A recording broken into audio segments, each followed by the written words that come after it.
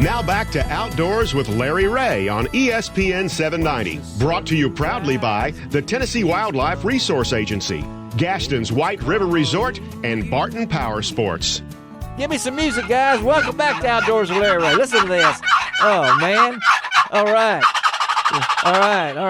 Anybody a contest winner in here this morning? You notice I didn't pick up my call. You didn't pick up your call. Not with these guys on the phone. Not with these guys on the phone? How about a duck call? You could have handled that, couldn't you? I'll go with the duck call. Yeah. Hey, we are privileged on Outdoors with Larry Ray, as this is one of my special shows of the year. Ranks right up there with the Christmas show to have two guys on at the same time.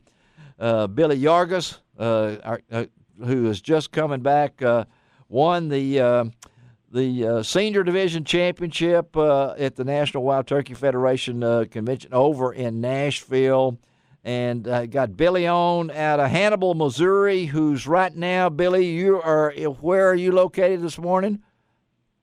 I'm located in Hannibal, right here at my own home.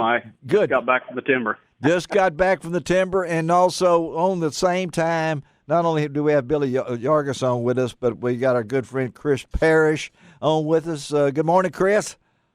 Good morning, gentlemen. How are we? Oh, we're doing great. Now, we'll just let you two guys talk now. I mean, who's the better caller? You know, if y'all want to just discuss this and techniques here and everything, because I know you guys know each other, and I just thought it would be cool to hook up with you two guys at the same time.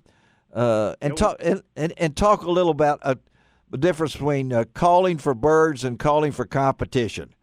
And Billy, give us your take on that. Well, the difference is you're trying to impress judges rather than turkeys.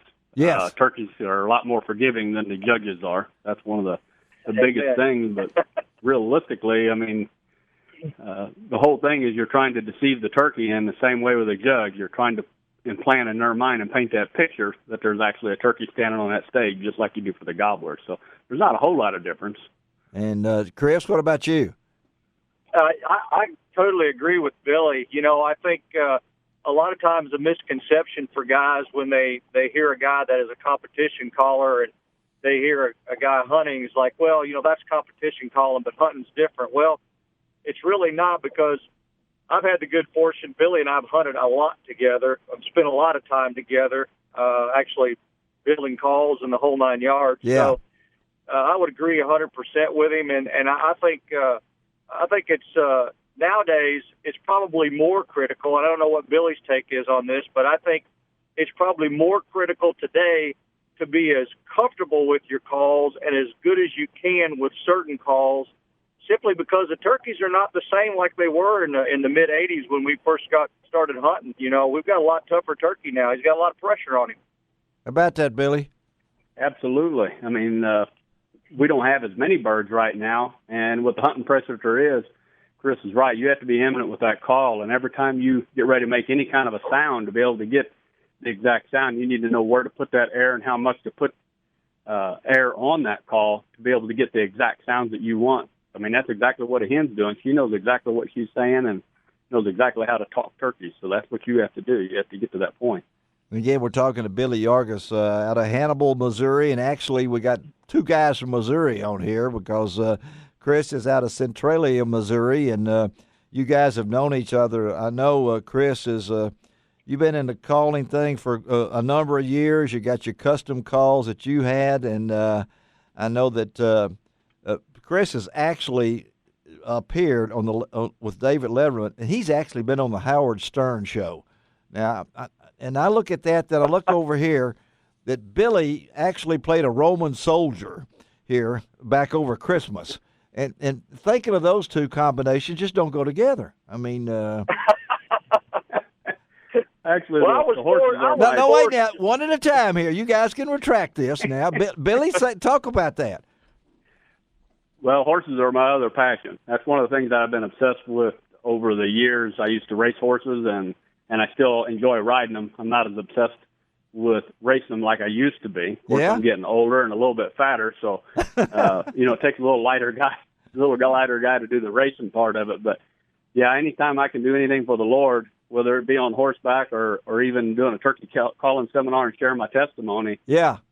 That's a huge thing. I've been very blessed, to have people in my life that can help me get to the point where I'm at. And Chris is pretty modest, when he said we hunted together and built calls together and stuff like that. But Chris, when it comes to the calling contest part of it, I'd kill birds for years before I ever got my first calling contest.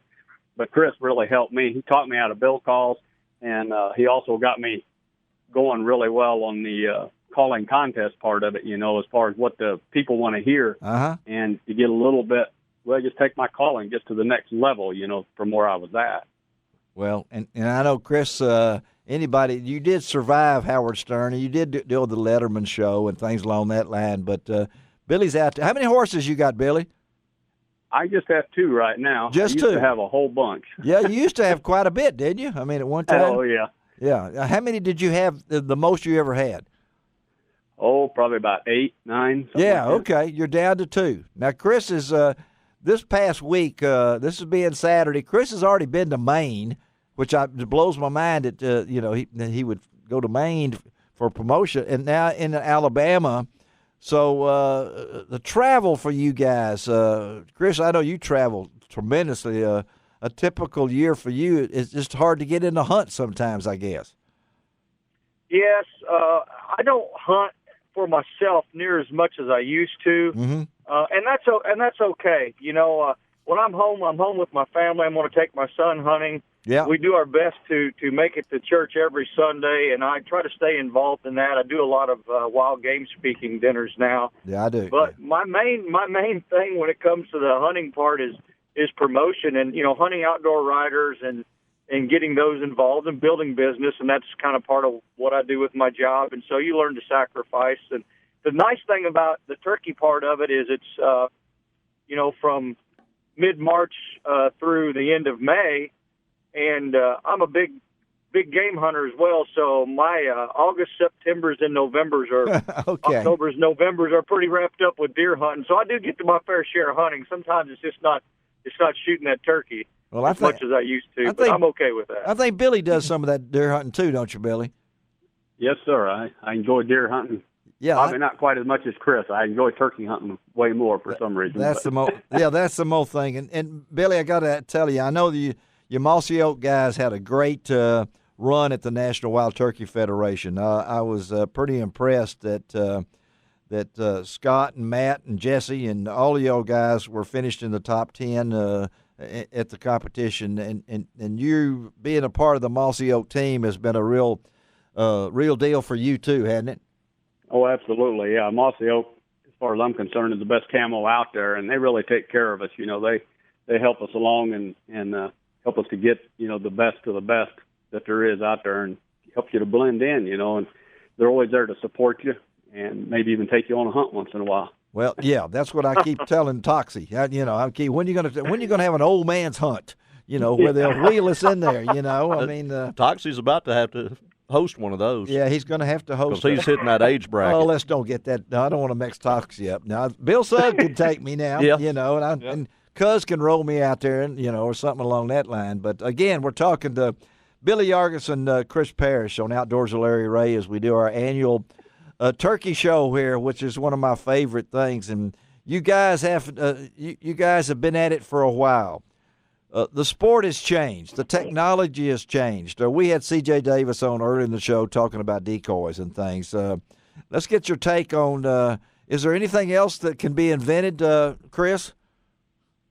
As a product development guy, I think there's a lot of things that we can do, but I'll tell you what, I don't know where they're going to take decoys. I don't know where they're going to take some of this stuff, because it's to a point where if it gets any better, it's going to walk out there and do it for you and bring the bird back. And, I'm still also a traditionalist at heart, and I think Billy would probably agree. Though there's a lot of things that can do the attracting, man, there's nothing more special to get in and slide in the old hardwoods and sit down with a turkey with nothing out there and fool him and bring him in there and watch him spit and drum and gobble and come to you. And I just don't think that anything invented can take that special moment away when it comes to turkey hunting. That to me is what turkey hunting's all about. What about you, Billy? I'm the same way. That's how I started, just packing a gun, some shells, and a few calls. You know, nowadays you can hardly even pack all the junk that you take to the woods with you when you're trying to film. What did you just call it, Billy? What did you just call it? Huh? There's something special in that when you just, like Chris said, grab your shotgun and your vest and a few calls, and you go to the timber and set up against a big old oak tree and pull that gobbler and get him in there within shooting range. And I don't know, there's nothing like it, is it? I tell my wife I can't vacuum, but I can crawl 100 yards on my belly for a turkey, and that's hard to explain for a guy that's middle aged for a 144-year-old man. You know, think about that for a while. You know, and everything. Hey guys, I really appreciate you both of you taking time from your busy schedule.